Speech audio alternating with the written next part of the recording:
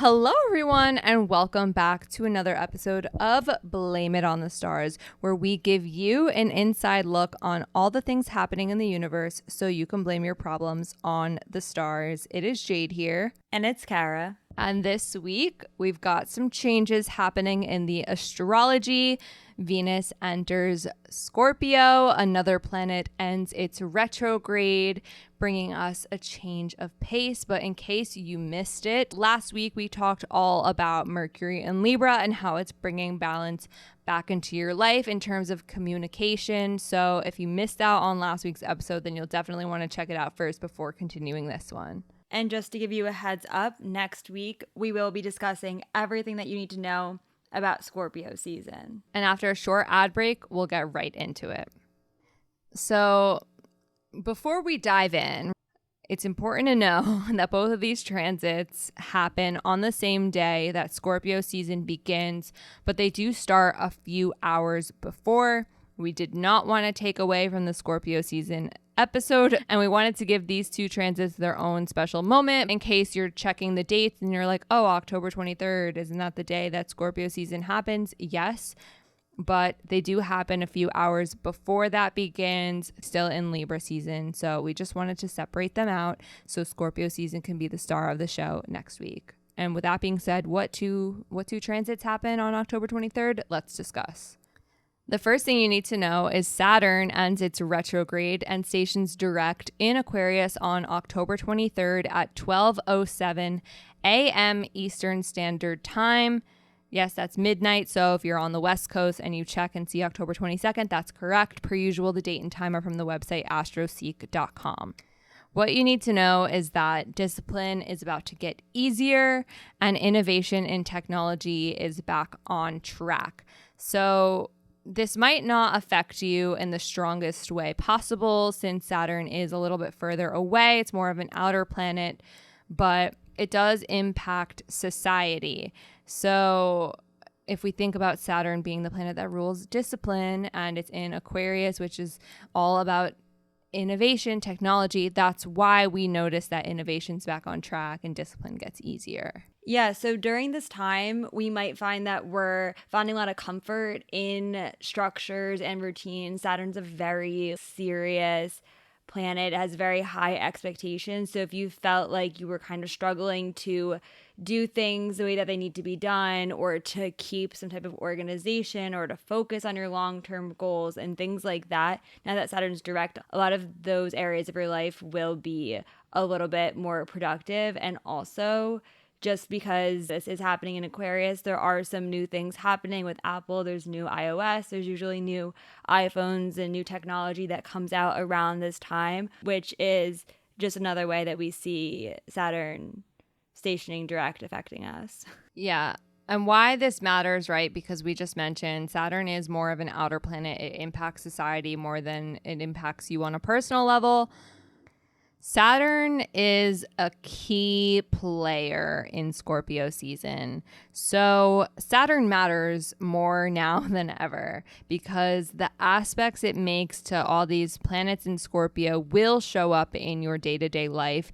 It will make an impact. You will notice it during Scorpio season. So you do want to pay attention to Saturn at least during Scorpio season. Now, if you're wondering, though, how long is this going to last? How long is Saturn direct in Aquarius? It's here and it's finishing out its final moments actually in Aquarius. Something you might not know is that this is the last time we will see Saturn in Aquarius. It will actually enter Pisces next year on March 7th of 2023. So between now and March 7th of 2023, these are your last moments to make the most out of Saturn in Aquarius, if that means anything to you. Yeah, since we're talking about when Saturn's going to enter Pisces, just know that that's good news if you have a lot of fixed placements in your chart. So that's Taurus, Scorpio, Leo, and Aquarius. If you have planets in those signs in your chart, then you might have really been affected by Saturn in Aquarius. And as we just mentioned, we're all going to be feeling it because there's going to be a lot of squares to Saturn during Scorpio season as well. So it's going to be a little bit challenging. We're going to help you get through it though and tell you everything you need to know about it. But just know that once we're through Scorpio season, it will get a lot lighter for the fixed signs at least. One thing for the Capricorn risings and Aquarius risings out there, if you've been struggling a little bit for the past few months, your chart ruler was retrograde. So Capricorn and Aquarius risings, you'll find it's easy to be your normal disciplined self again now that Saturn retrograde is over. So enjoy. Now let's discuss the next thing that happens on this jam-packed day, which is Venus entering Scorpio. Venus enters Scorpio on October 23rd at 3:52 a.m. Eastern Standard Time. What you need to know is you're about to start valuing privacy more than usual and also valuing deeper relationships, whether that be with your friends, your family. This is about getting to know people for who they really are, getting to know people's secrets, their truths, and this is not a time for surface level connections. This is a time for really understanding people for who they truly are, and that is very important. Yeah, so during this time, you're definitely going to find yourself wanting to get to know others and have those deep conversations. Relationships in general, whether that's with family or friends, they can be complicated, but they also can be very fulfilling, especially when you find ways to really feel seen and understood. So this would be a really good time to focus on the way that you're communicating, but also the way that you're receiving information as well and processing it and holding space for others. And if you're thinking like, wow, this sounds really nice, how long does this last? Venus will be in Scorpio up until November 16th. When Venus enters Sagittarius, Venus enters Sagittarius on November 16th at 1:09 a.m. Eastern Standard Time. So you have up until then to really get the most out of this Venus in Scorpio energy. Something, though, that you might not know is that while this sounds really great, getting to know people for who they really are, being empathetic, all of that sounds nice, but there's a lot of challenges due to some of the aspects that Venus in Scorpio makes. And we'll talk about those key dates that you definitely need to know in just a minute. Another thing that you might not know too about Venus in Scorpio is that this is also a really good time for creativity, arts, and music. I've noticed that a lot of artists tend to release music during Venus in Scorpio. I know Taylor Swift has an album coming out fairly soon. I'm sure more people will release music during this time. But since Scorpio is a water sign and Venus deals with creativity, when you put the two together, you do get a really good chance to be creative, to listen to music, to get in your feels, and to enjoy it. So certain signs will be more affected than others by Venus in Scorpio. We hinted at this before, but again, it is the fixed sign. So if you have Scorpio placements, and for those of you who are new, by Scorpio placements, we mean Sun, Moon, Rising, Mercury, Venus, or Mars, the personal placements, because the outer planets will affect everyone on a more generational level. But anyways, if you have anything in Scorpio, then Venus will be conjunct your Scorpio placements, really bringing out that artistic energy. And then if you have Taurus placements, then Venus will be opposite those placements. Opposites create a push-pull dynamic and really highlight or illuminate different aspects of your life. In this case, it is about going beneath the surface, getting to know others, and again, it's more of a focus on your social life. For Leo and Aquarius placements, this is a square, so you might experience some challenges and some tensions around this time. And as I said before, all of the mentioned placements, so Scorpio, Taurus, Leo, and Aquarius, will be making some type of aspect to Saturn as well. So there's going to be some things going on. If you're wondering how this affects you, or you want like a more in-depth analysis on how all of this is happening in the context of your own chart, then definitely book a reading because we'll be able to go more in depth there. And we'll explain more on how to go about booking a reading later in the episode. Now, Taurus risings are the most likely to find relationships during Venus in Scorpio because it's in your 7th house, and Cancer risings are also pretty likely to find relationships during this time because Venus will be in your 5th house of romance.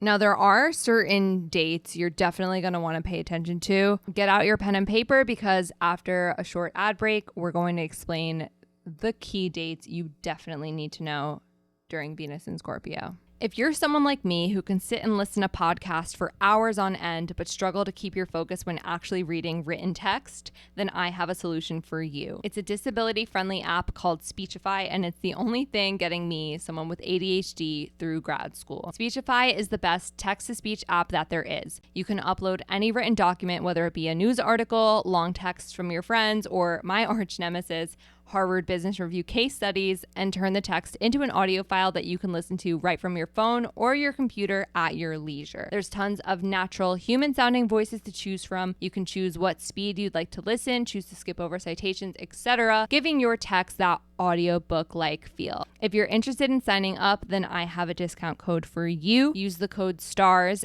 STARS, for 15% off your order. Link is in the description. Let's begin. Starting off, November 5th, Venus will be opposite Uranus. Oppositions, as we mentioned, create a push-pull dynamic. They're when the planets are opposite each other in space. And since Venus is the planet of relationships and Uranus is the unexpected, it can create a dynamic where you want a little bit more independence than normal. You want to break free, but you also want the closeness. If you're dealing with that in your relationships, remember that independence is healthy and important. And then on November 7th, Venus will be square Saturn. Again, squares bring about tension. This is going to be a time where it will be really important to set boundaries and make sure that you're taking care of yourself, because when Saturn's involved, sometimes we can be really hard on ourselves, and Venus is asking us to be kind and be compassionate with yourself. On November 10th, Venus is trine Neptune. Trines are positive aspects.